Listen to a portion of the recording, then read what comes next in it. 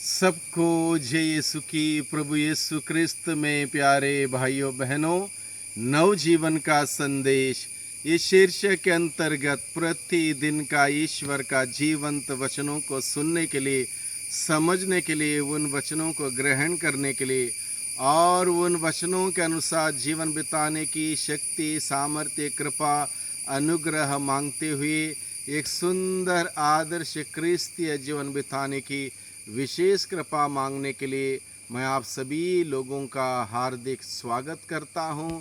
आज जून की 3 तारीख है, मंगलवार का दिन है और आज के दिन में कलीसिया संत चार्ल्स लौंगा और उसके साथी शहीदों की स्मृति मनाती है।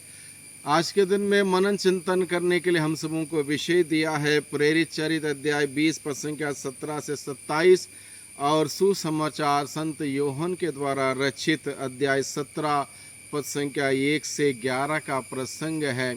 इस प्रसंग में विशेष रूप से हम देखते हैं प्रभु यीशु मसीह अपने शिष्यों को एक बने रहने के लिए शिक्षित करते हैं, इसकी महत्व समझाते हैं और अब्बा पिता से प्रार्थना करते हैं कि जिस प्रकार से पिता पुत्र पवित्र आत्मा एकता में जीते हैं, वैसे ही प्रभु के शिष्य एक बने रहें, एक मन के, एक दिल के होकर उच्च ईश्वर की आराधना करें, सच्चे ईश्वर की आराधना करें और इस प्रकार से प्रभु के शिष्य सच्ची गवाही दुनिया के सामने प्रस्तुत करें।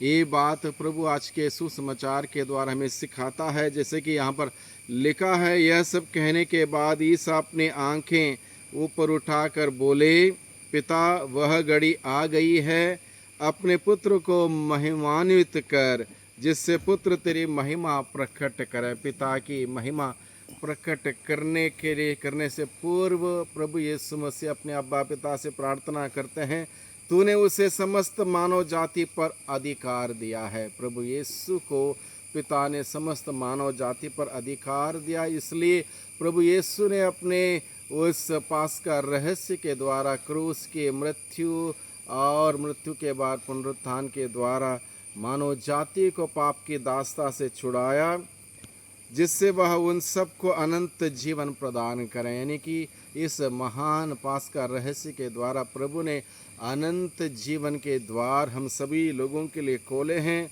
जिन्हें तूने उसे सौंपा है वे तुझे एक ही सच्चे ईश्वर को और ईसा मसीह को जिसे तूने भेजा है जान लें। प्रभु की इच्छा यही है कि हर कोई व्यक्ति यीशु को जाने, जो हम सबों के लिए सूली पर बलि चढ़ाए गए, उस यीशु को जाने, यीशु को माने, यीशु के उस बलिदान पर विश्वास करें, सच्चा पश्चाताप करें। पश्चाताप करते हुए प्रभु यीशु मसीह ने जो पश्चाताप किया, प्रभु यीशु मसीह ने जो प्रायश्चित किया, उस प्रायश्चित का फल मुक्ति प्राप्त करें और उस सच्चे ईश्वर को जाने। ये प्रभु की योजना थी, इसलिए इस योजना को लेकर प्रभु अपने अब्बा पिता से प्रार्थना करते हैं।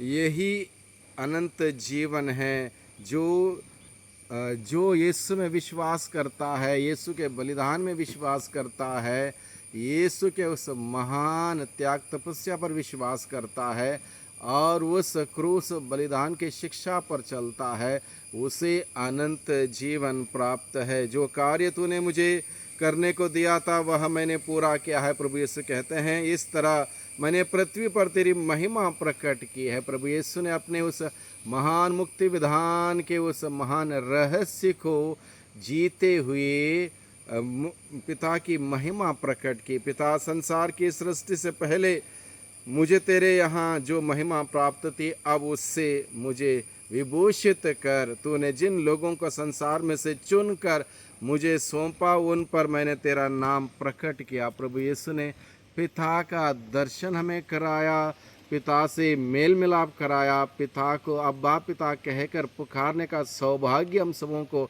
दिया। इस प्रकार से प्रभु अपने पिता से कहते हैं, मैंने जो जिम्मेदारी तूने मुझे सौंपी है, मैंने उसको बखूबी निभाई है। वे तेरे ही थे, तूने उन्हें मुझे सौंपा और उन्होंने तेरी शिक्षा का पालन किया। अब वे जान गए हैं कि तूने मुझे जो कुछ दिया है वह सब तुझ से आता है। तूने जो संदेश मुझे दिया मैंने वह संदेश उन्हें दे दिया, वे उसे ग्रहण कर यह जान गए हैं कि मैं तेरे यहाँ से आया हूँ। यानी कि हर कोई व्यक्ति यह समझ गए, यह जान गए कि यीशु मसीह पिता का एक लौता पुत्र इस धरती पर समस्त मानव जाति के मुक्ति के लिए आया। इस बात को प्रभु ने अपने उस महान महान पास्का रहस्य के द्वारा प्रकट किया, उद्घोषित किया। वे उसे ग्रहण कर यह जान गए कि मैं तेरे यहाँ से आया हूँ, और उन्होंने यह विश्वास किया कि तूने मुझे भेजा है। मैं उनके लिए विनती करता हूँ, मैं संसार के लिए नहीं बल्कि उनके लिए विनती करता हूँ जिन्हें तूने मुझे सौंपा है। ये बहुत सुंदर बात है। प्रभु यीशु मसीह अपने चुने हुए, अपने प्रेरितों के लिए, अपने शिष्यों के लिए, उनका अनुसरण करने वालों के लिए प्रभु प्रार्थना करता है। कितनी बड़ी बात है। प्रभु ने मुझे और आपके लिए, हम सबों के लिए अपने अब्बा पिता से प्रार्थना की, मैं उनके लिए विनती करता हूँ, मैं संसार के लिए नहीं बल्कि उनके लिए विनती करता हूँ जिन्हें तूने मुझे सौंपा है, क्योंकि वे तेरे ही हैं। जो कुछ मेरा है वह तेरा है, और जो तेरा वह मेरा है। मैं उनके द्वारा महिमान्वित हुआ। अब मैं संसार में नहीं रहूँगा, परंतु वे संसार में रहेंगे, और मैं तेरे पास आ रहा हूँ। परम पावन पिता, तूने जिन्हें मुझे सौंपा है उन्हें अपने नाम के सामर्थ्य से सुरक्षित रख, जिससे वे हमारी तरह एक बने रहें। प्रभु अपने अब्बा पिता से हम सबों के लिए प्रार्थना करते हुए कहता है, पिता उन्हें सुरक्षित रख और उन्हें एकता के सूत्र में बांधे रख, ताकि वो सच्ची गवाही बने, सच्ची साक्षी बने। और भाइयों बहनों, मुझे और आपको ये शिक्षा दी गई है आज के दिन में। प्रभु यीशु ने मेरे लिए, आपके लिए, हम सबों के लिए प्रार्थना की।